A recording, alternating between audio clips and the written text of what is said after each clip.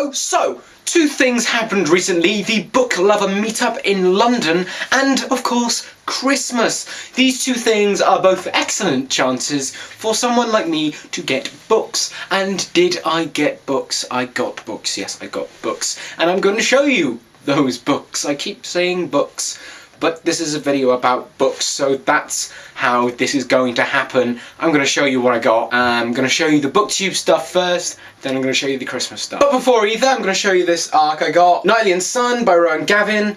It is for readers 10 and up, and I've been sent this by Goodreads for review. I'm looking forward to reading this because it sounds like a nice little detective story, and I don't read enough detective stories, so I'm excited to read this. So, the first book I got in London is Crank by Ellen Hopkins. Why did I buy this? Because I'd received a card from The Book Jazz, who's a book vlogger. Go check her out on YouTube, The Book Jazz. And she recommended to me on the back of this, here you go. I don't know if you can read that, I don't know if the focus, but it says Crank by Ellen Hopkins. And basically, this book is all poetry.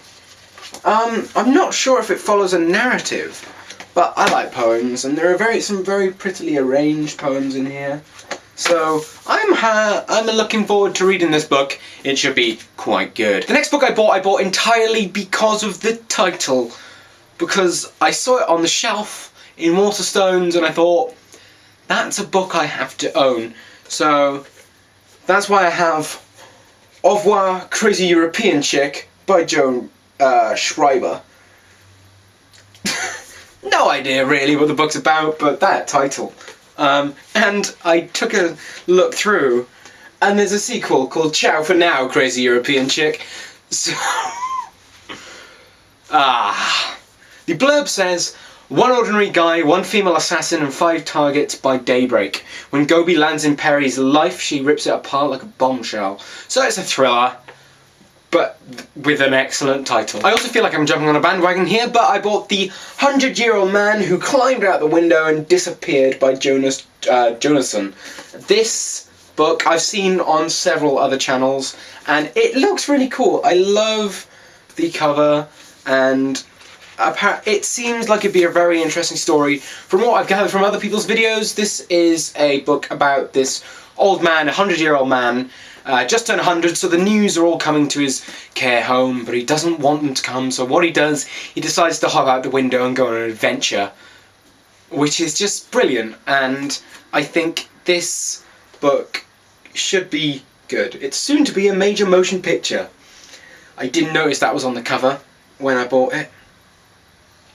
The next book I bought I'm very excited about. It is Verily A New Hope, William Shakespeare's Star Wars by Ian Dozier. Basically what this is episode 4, A New Hope, written as if William Shakespeare had written it, and it's this gorgeous edition. Look at the illustration on the cover. There's also like illustrations throughout. I don't know, see? And it's all in verse, and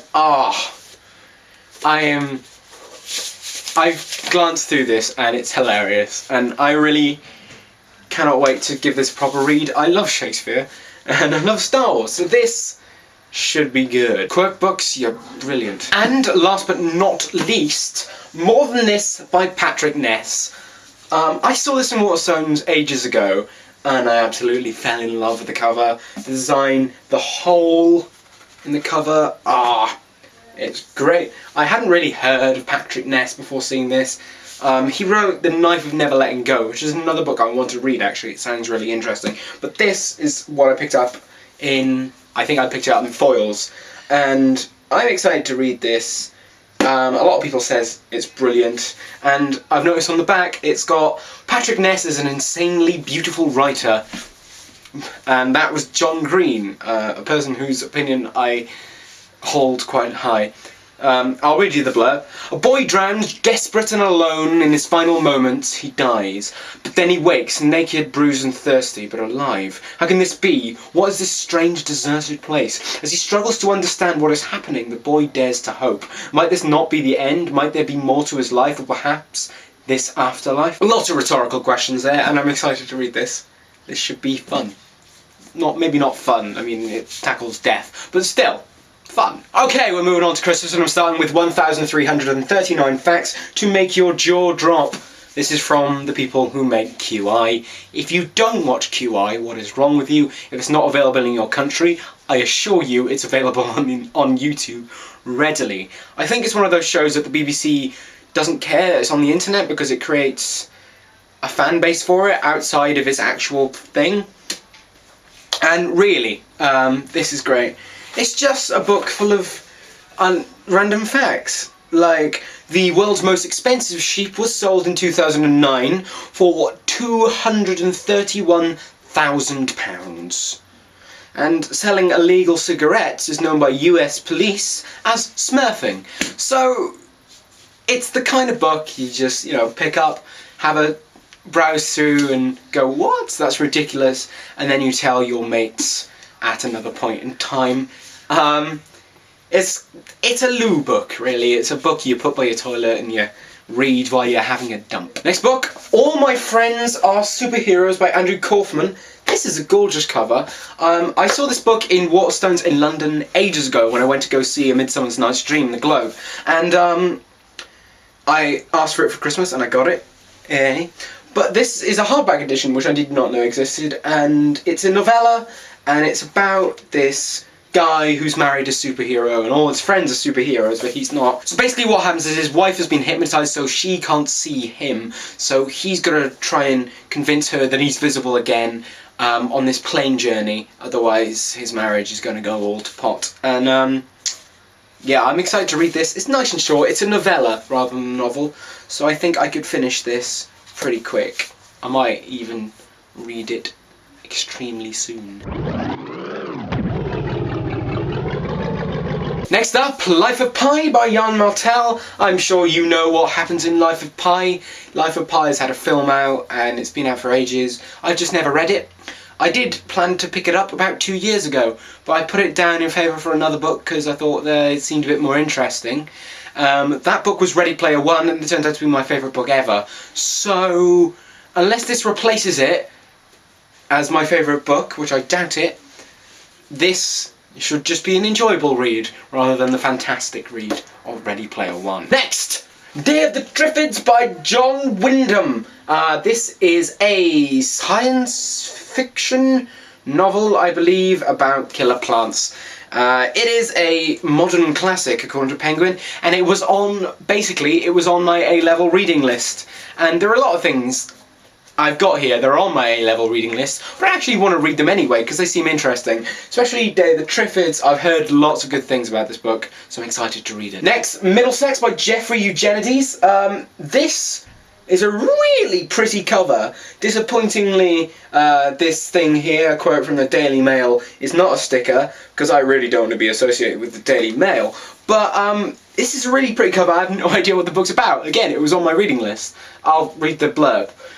Dangling a silver spoon over his daughter-in-law's belly, Desdemonia confidently predicts that her next grandchild will be a boy, but a rogue pair of chromosomes descend from the slopes of Mount Olympus, will survive war, bootleggers and heartbreak to finally unite in Calop's serendipitous.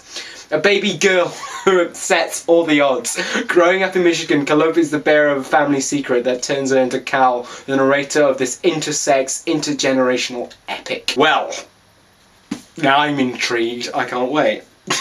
Next up, another one from my reading list, Lord of the Flies by William Golding. I know what this book's about. I've read a bit of it. I even acted out a bit of it for drama.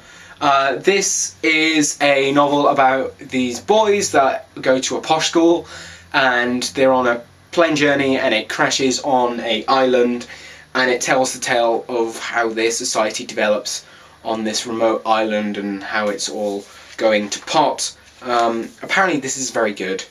A lot of people study this for A-level, but I'm not. I'm studying Pride and Prejudice.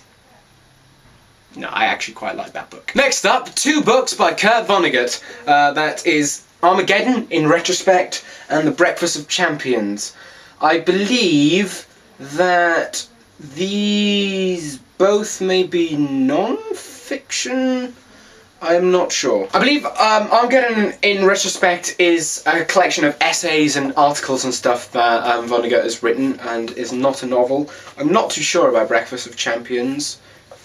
I think it may follow a narrative. I can't quite tell, but there are tons of pictures in here, which is quite exciting. I like Vonnegut's drawings. I was intrigued by them in his fantastic book, Slaughterhouse-5, which you should read if you haven't, because it's great. Next up, Resistance by Owen Shears. I think this might be a film cover, but I don't really care, because the paper seems pretty good quality for a movie cover. Most of the time with movie covers it's horrible cheap paper. This seems pretty good. Resistance by Owen Shears.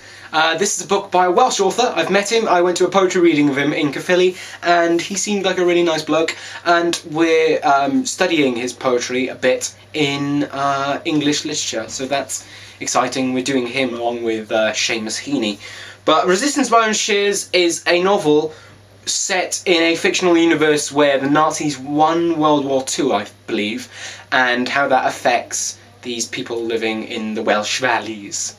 So it's got pretty small text, and it's not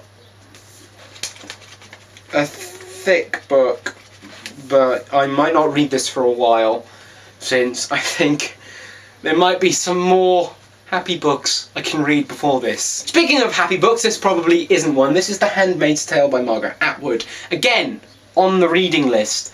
This, I analysed a little bit of this for English literature.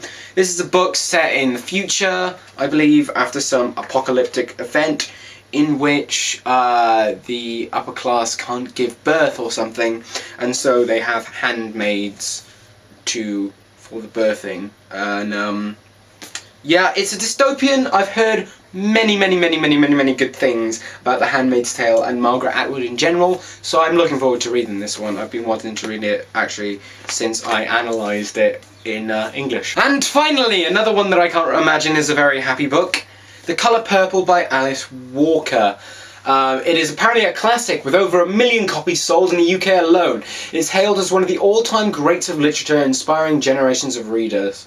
It is set in the deep American South between the wars. It is a tale of Celia, a young black girl born into poverty and segregation, raped repeatedly by the man she calls father, and she has 2 children taken away from her, is separated from her beloved sister Nettie, and is trapped in an ugly marriage. But then she meets a glamorous Shug Avery, singer and magic maker, a woman who has taken charge of her own destiny, gradually discovers power of joy of her own spirit, freeing her from the past and reuniting with those she loves.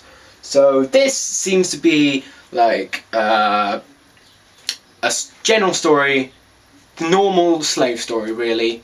A lot of slave stories, people treated badly, comes out the end. It's a bit happier because she's found a family. I'm looking forward to reading this one. Apparently, it is very good. I'm not sure if I like the cover. The cover almost makes it look like, I almost feel like it's Chicklet, or not Chicklet, but like Mills and Boon novel. It almost feels like that. I don't know. I don't think it is, but I'm excited. All of the chapters seem to begin like letters, so.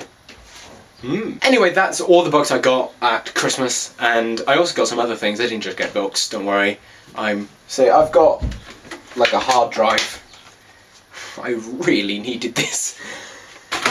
And so I will see you tomorrow, probably, since this is my project. I'm actually filming this in 2013. This is actually Boxing Day for me. I got those books yesterday. But, it's 2014 for you. How's my project going? It's probably only be going for a few days, but what I'm doing is I'm making up a surplus.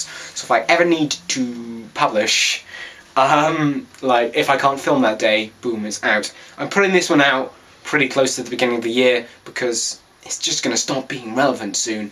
And you needed a video, man! Okay, so I'll see you at a point in the future. Bye.